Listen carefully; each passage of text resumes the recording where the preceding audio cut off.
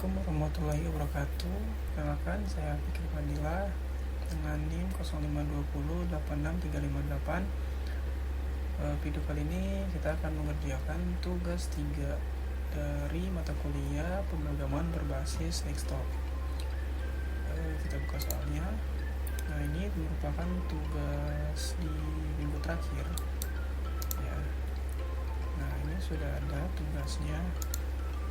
Kalau saya baca sih sebenarnya masih melanjutkan tugas 1 dan 2 kemarin, hanya saja kita benar-benar menggunakan OOP ya.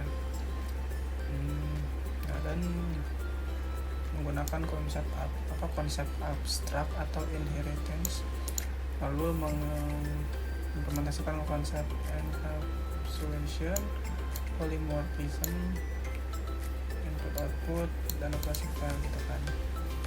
Nah, ini ada petunjuk pengerjaannya. Kita akan membuat menu abstrak dengan nama menu item yang akan menjadi dasar untuk semua menu item dalam restoran ini. Lalu ada atribut utama. Ini pasti atribut utama yang ada pasti itu ada nama, harga, kategori. Lalu ada metode abstrak menu, kan?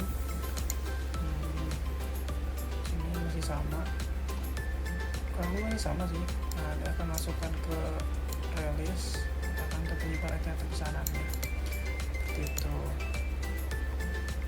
ya. Paling nambahnya pengurangan exception yang mungkin terjadi seperti itu, dan harus memiliki menu utama untuk memungkinkan pengguna untuk menambah item ke menu baru.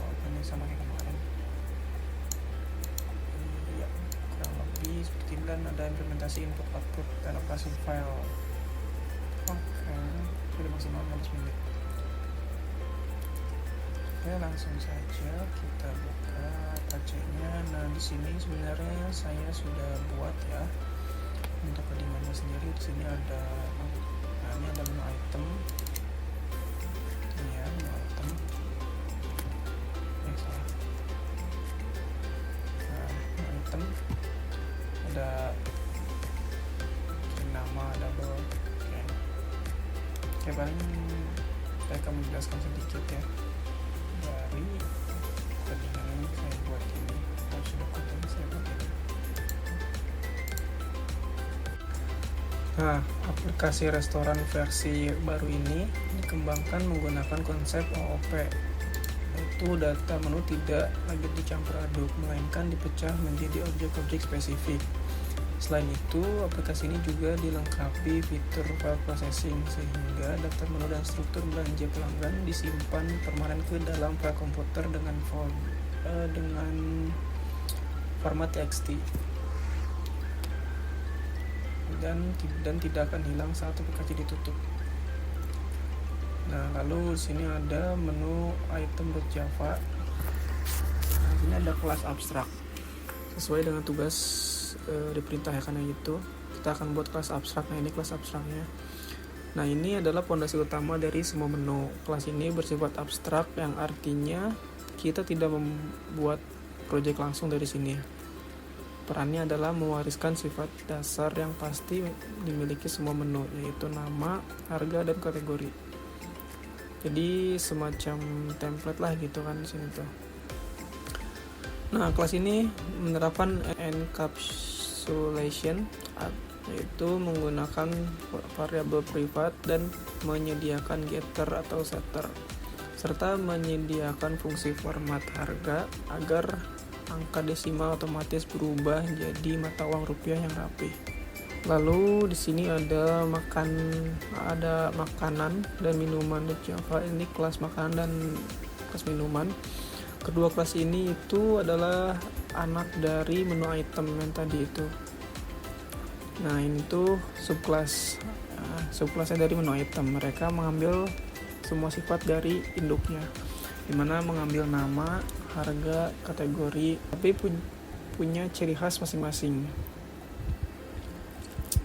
Di makanan punya ciri khas tambahan berupa jenis makanan, misal pedas, gurih, atau manis. Lalu di minuman ini punya ciri khas tambahan berupa dingin dan panas. dan ukurannya small, medium atau large. Nah, kedua kelas ini melakukan override pada metode tampil menu. Fungsinya untuk mencetak detail menu sesuai dengan karakteristik uniknya masing-masing. Lalu ada diskon.java. Diskon juga dianggap sebagai item menu yang fleksibel. Kelas ini mencatat beberapa persen, jadi menu apa yang berhak dapat potongan harga gitu kan dari menu yang didiskonkan. Nah, di sini juga ada fungsi hitung harga setelah diskon untuk memotong harga asli secara otomatis. Lalu di sini ada menu.java. Kelas menu ini bertindak sebagai gudang penyimpanan restoran, di mana di dalamnya itu ada array list menu item yang menampung semua data makanan, minuman, dan promo secara dinamis. Seperti itu. Lalu ada metode-metode yang pentingnya itu ada tambah item, hapus item, ubah harga, seperti itu. Dan tampilkan semua menu. Nah, di sini kehebatannya polimorfis bekerja. Program ini tinggal memanggil satu perintah, yaitu item tampil menu, dan komputer sudah tahu sendiri mana yang harus dicetak pakai gaya makanan, gaya minuman, atau gaya diskon. Nah, setelah itu setelah pesanan dibuat dan dicetak, maka struknya disimpan ke file dan muat dari file gitu kan. Nah, ini database sederhana dengan menuliskan data ke menu txt. Bawah ini berarti bukan, ini bukan struk, ini kalau berubah, kalau edit menu. Nah, lalu di sini ada pesanan.java. Jika kelas menu yang tadi itu adalah sebuah daftar menu restoran, maka kelas pesanan ini adalah keranjang belanja milik pelanggan saat transaksi sedang berjalan itu. Di sini ada hitung total awal yang mengalihkan harga makanan dengan jumlah yang dibeli, lalu dijumlahkan semuanya. Lalu di sini ada hitung promo gratis, mengecek apakah total belanja di atas 50.000. Jika iya, sistem akan menyisir keranjang untuk mencari minuman termurah dan menggratiskan satu porsi untuk minuman tersebut. Seperti sama kayak tugas 1 dan tugas 2 sebenarnya. Dan di sini ada hitung diskon juga. Hitung diskon menu itu sistem mengecek apakah ada item di keranjang yang cocok dengan promo di kelas diskon. Misalkan untuk semua makanan atau menu yang spesifik gitu kan. Lalu memotong harganya itu. Lalu simpan struk ke file. Nah, ini setelah pembayaran selesai, fungsi ini mencetak struk belanjaan ke dalam folder khusus, yaitu struktur pesanan dan file utama struktur pesanan.txt ini sebagai bukti fisik transaksi gitu kan. Nah, ini ada kelas utamanya yaitu tugas 3 PBD ini, saya namainnya ini. Nah, disinilah menu utama ditampilkan menggunakan perulangan do while dan logika cabang switch case. Metode-metodenya itu ada, yang penting ada read in dan read double. Read ini integer ya, dan read double ini adalah helper guardnya. Fungsinya memakai try catch agar jika user iseng memasukkan huruf besar saat diminta masukkan angka, program tidak akan crash atau error, melainkan memunculkan peringatan gitu. Lalu ada proses pemesanan. Ini mengatur input pesanan pelanggan dengan formatnya nomor pesanan lalu jumlahnya berapa. Nah, sampai user mengetik selesai baru pesanannya selesai gitu kan. Ini ada metode lagi, tampilkan struktur dari file. Nah, fitur ini untuk membaca ulang isi file struk yang sudah disimpan sebelumnya dan menampilkan kembali ke layar komputer. Jadi kalau kita udah save, maka akan muncul di outputnya ini, atau kita bisa buka di folder, kita klik aja struktur.txt nya, nah, maka akan muncul sebagai kayak notepad gini lah gitu kan. Sekarang coba kita jalankan. Oke.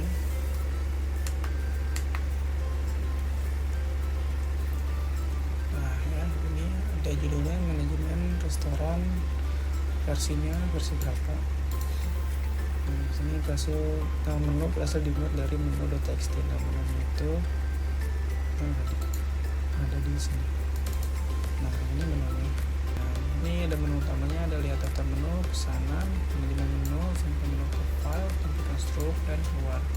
Oke, kita coba lihat daftar menu dulu ya. Nah ini sudah ada daftar menunya. Ada makanan, ini ada ini itu pedas, dan rendang itu masih gurih, sate ayam itu manis, mie ayam itu gurih, harga-harganya juga sini. Dan ST ada medium, es jeruk ada large, es teler ada large juga, es kopi ada medium. Nah ini ada promo diskon nih, promo akhir pekan diskon 10% untuk semua makanan ketika misalkan akhir pekan gitu kan. Oke, kalau kita lanjut lagi, misal kita masukin. Oke, sekarang kita masuk ke pesanan. Oke, nah kita akan memilih semisal siapa namanya. Semisal kita makan mie ayam 4, lalu jumlahnya 4. Nah, karena 4 orang jadi 4. Oke, kita enter. Oke, mie ayam kali 4 ditambahkan. Oke, misalkan kita nambah lagi es tehnya.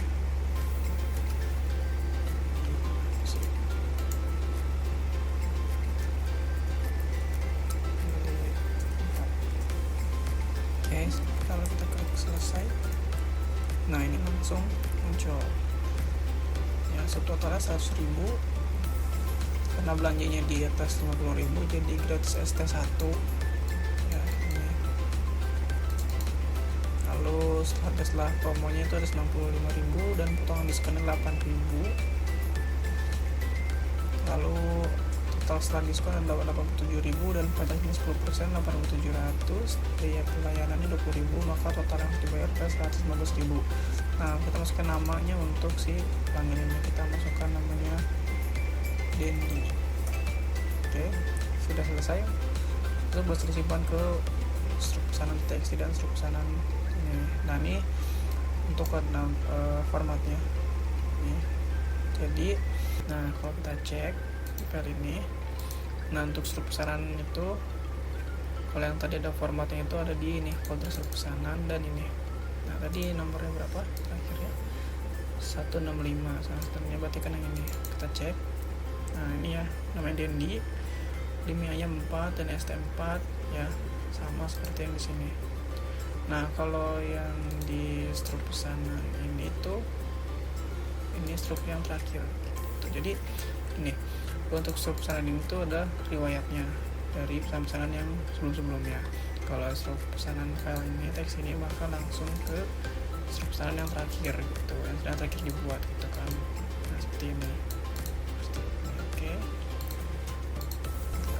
Nah untuk simpan menu ke file ini, kalau tadi kita misalkan habis edit menu, kita klik itu harusnya. Kayak kita coba lagi ya. Kita masuk ke manajemen menu, pemilik restoran, tambah item baru, tambah minuman, boleh. Kita masukin lagi asalkan kata ada yang tadi ya. Es kelapa harganya 10.000. Oke, minuman dingin, warna large. Oke. Setelah ini kita kembali ke menu utama, lalu kita klik simpan menu ke file. Sip, menu sudah berhasil disimpan. Sekarang kita cek apakah sudah berbeda. Nah ini sudah muncul, ini mana es kelapa ya.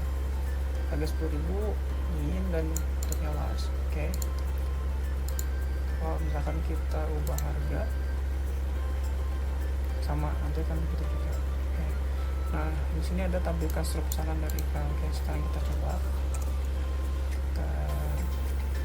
Nah, masukkan nama file struknya di struk sama.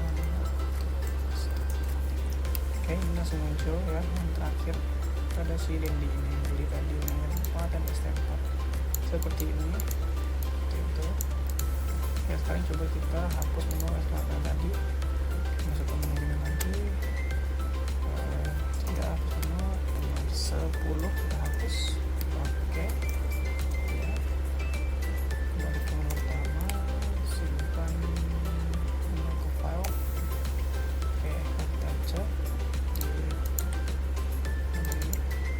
maka sudah kosong, tidak ada apa-apa lagi seperti itu. Oke, kurang lebih seperti ini. Kalau kita lihat keluar, terima kasih telah menggunakan aplikasi restoran. Oke, mungkin seperti ini. Oke, terima kasih yang sudah menonton. Mohon maaf jika ada salah kata. Sampai jumpa di video selanjutnya. Terima kasih. Wassalamualaikum warahmatullahi wabarakatuh.